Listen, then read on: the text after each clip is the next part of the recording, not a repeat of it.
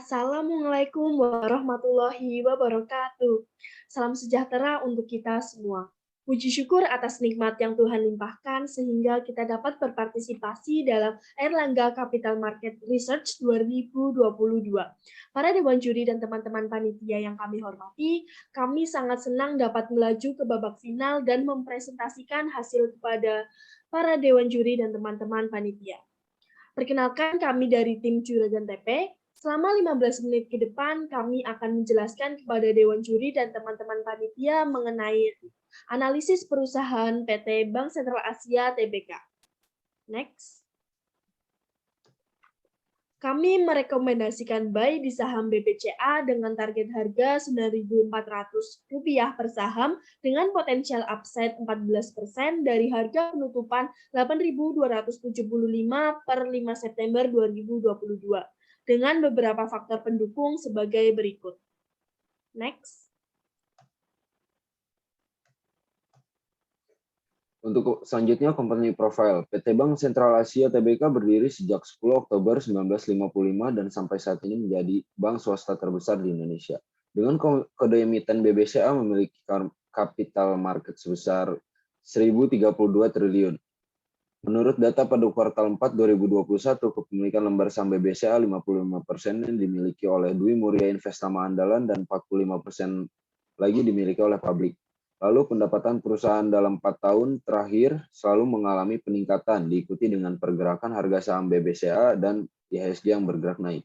Namun terjadinya penurunan return on asset sebesar 0,75% pada tahun 2020 menjadi 3,3% dan meningkat 0,1% pada tahun 2021 menjadi 3,4%. Selanjutnya yaitu mengenai makroekonomik. Pada tahun 2021, GDP Indonesia mengalami peningkatan yang lebih tinggi dari sebelum pandemi menjadi 1,19 kuadriliun rupiah. Sejalan dengan hal tersebut, ekonomi Indonesia tumbuh sebesar 3,69% pada 2021 menurut besaran PDB atas ADHK. Agustus 2022, inflasi tercatat berada di level 4,69% year on year. Tingkat inflasi ini lebih rendah dibandingkan bulan sebelumnya yang menginjak rekor tertinggi sejak Oktober 2015. Salah satu komponen dengan inflasi terbesar pada 2022 adalah volatile food. Kondisi inflasi saat ini masih sangat terkendali, terutama dibandingkan dengan negara lain yang selevel dengan Indonesia. Sebagai informasi tambahan, pada September lalu, inflasi mengalami kenaikan menjadi 5,95% karena pemerintah menyesuaikan harga BBM. Pada 23 Agustus 2022, BI menaikkan suku bunga acuan sebesar 25 poin menjadi 3,75%. Kenaikan suku bunga ini merupakan langkah awal untuk mengatasi risiko kenaikan inflasi inti dan ekspektasi inflasi yang diakibatkan kenaikan BBM dan volatile food. Sebagai informasi tambahan, Bank Indonesia telah menaikkan suku bunga acuan sebesar 50 basis poin pada 22 September lalu. Untuk saat ini, BCA sendiri belum menaikkan suku bunga kreditnya. Next.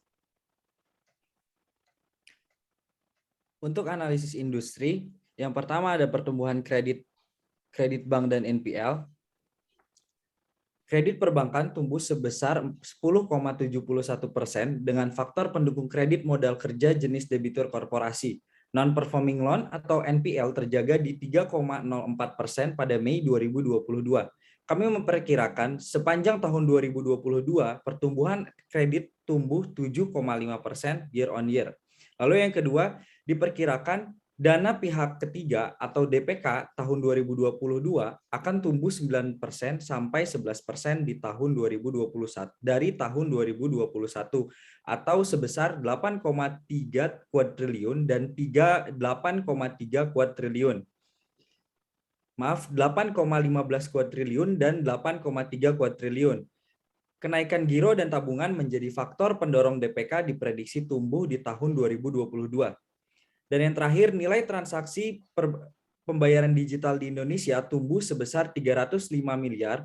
Pembayaran digital didorong oleh retail sebesar 28%, dilanjut dengan transportasi 27%, delivery order 20%, e-commerce 15%, dan pembayaran tagihan 7%. Next. Untuk Port 5 Force Analysis, Trade of substitute product kami beri nilai 4 dari 5, bargaining power of buyer 4 dari 5, bargaining power of supplier 3 dari 5. Next. Lalu ada juga trade of new interest, kami beri nilai 1 dari 5, rivalry among exciting competitor kami beri nilai 2 dari 5. Next. Selanjutnya investment risk. Untuk kode RK, resiko pengaliran dana kredit, permasalahannya mengacu pada kemungkinan kerugian karena kegagalan peminjam untuk melakukan pembayaran pada semua jenis utang. Faktor mitigasi yang dilakukan yaitu BBCA melakukan analisis stress testing terhadap setiap portofolio dan memonitoring secara berkala pada setiap hasil dari analisis tersebut.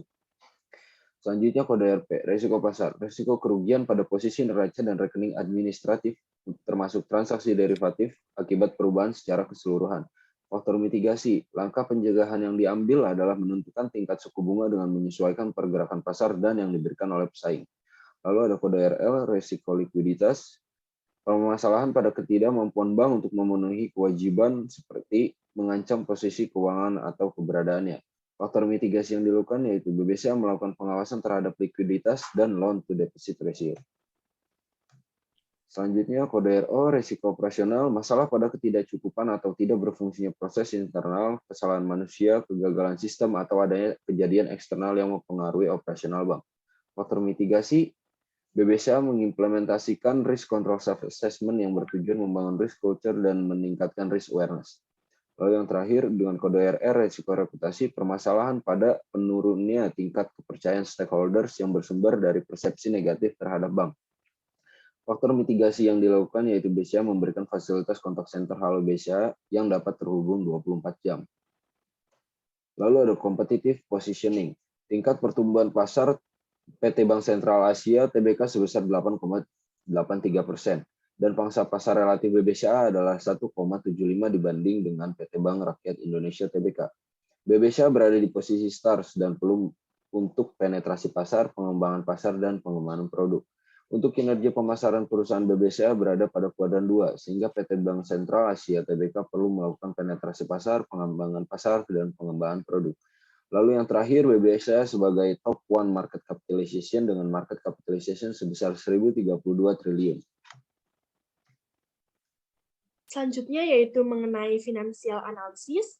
4 tahun terakhir, BBCA secara konsisten mencatat pertumbuhan pendapatan dan laba bersih. Pada 2021 sendiri, BBCA membukukan pendapatan sebesar 78,41 triliun dan mencetak laba bersih sebesar 31,4 triliun.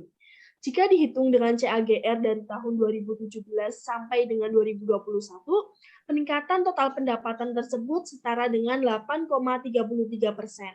Kami memproyeksikan tren positif tersebut masih berlanjut pada tahun berikutnya. BCA membukukan pertumbuhan third party funds yang solid sebesar 16,1% dibandingkan tahun sebelumnya, di mana angka ini melebihi pertumbuhan industri perbankan secara keseluruhan dan mencapai 968,6 triliun pada akhir 2021. Dari sisi penyaluran kredit pada 2021, BCA berhasil meningkatkan pertumbuhan kredit dari tahun sebelumnya menjadi 622 triliun rupiah. Kenaikan kredit ini didukung oleh kemampuan BCA dalam memilih nasabah dan jumlah dana murah yang besar. Pada 2021, imbal hasil aset produktif tercatat sebesar 6%, lebih rendah dari tahun sebelumnya karena terpengaruh oleh turunnya yield pada portofolio kredit. Cost of fund sendiri konstan pada 1%, net interest margin tetap stagnan di angka 5%. Jika dibandingkan dengan industri lain, NIM BCA sendiri masih berada di atas rata-rata industri yang sebesar 4,51%. Next. Kredit yang sudah mengalami pertumbuhan menjaga angka NPL sebesar 2,2% dan lebih tinggi dari tahun 2020. Meskipun demikian, angka ini masih berada dalam batas toleransi yaitu sebesar 3%.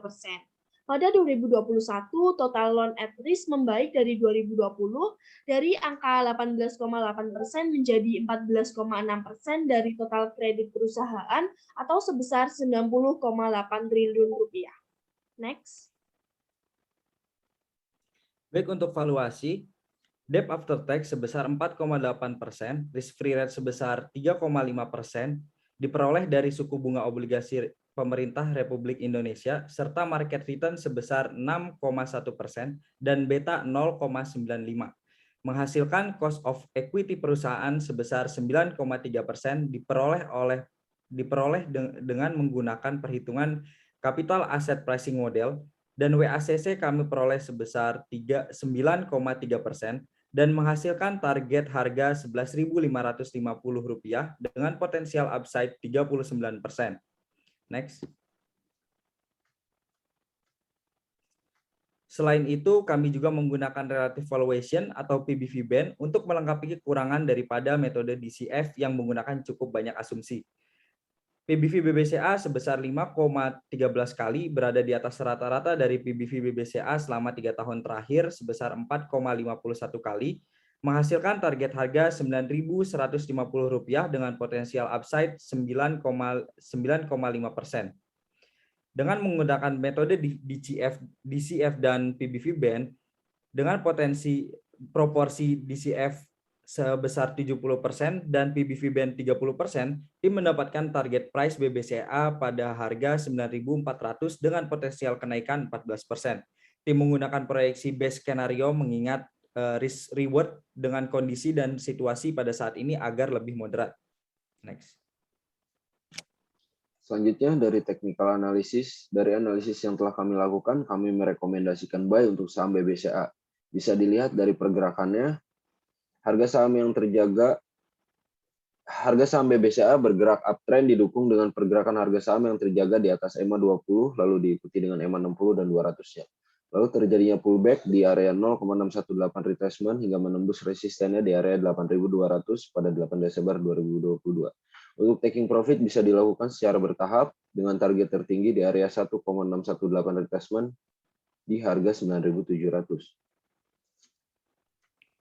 Untuk investment summary, kami merekomendasikan buy pada BBCA dengan target harga 9.400 per saham dengan potensial upside 14%.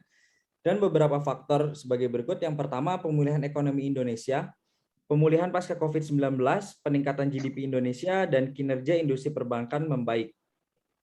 BBCA juga sebagai bank swasta terbesar dan salah satu bank terbesar di Indonesia, dengan kinerja di tahun 2021 ini melampaui ekspektasi, dan net profit BBCA meningkat sebesar 15,18%, 8%. Dan terakhir, berdasarkan metode perhitungan valuasi diskon free cash flow to firm dan PBV band, berdasarkan perhitungan tersebut, tim menunjukkan menunjukkan bahwa BBCA memiliki potensi kenaikan sebesar 14%. Dari segi analisis teknikal sendiri, pergerakan harga saham BBCA saat ini menunjukkan uptrend dengan adanya akumulasi asing bernilai yang cukup besar. Next. Dengan demikian beberapa hal yang bisa kami sampaikan pada kesempatan ini. Kami berharap para Dewan Juri dapat memberikan nilai terbaiknya untuk kami dan analisis ini dapat berguna dan menjadi pertimbangan untuk banyak orang. Kami memohon maaf yang sebesar-besarnya apabila ada tutur kata maupun perbuatan yang kurang berkenan. Tujuan investasi adalah untuk mencapai kebebasan financial freedom, kebebasan finansial. Warren Buffett berkata, if you don't find a way to make money while you sleep, you will work until you die. Dengan ini presentasi kami tutup. Terima kasih perhatiannya. Wassalamualaikum warahmatullahi wabarakatuh.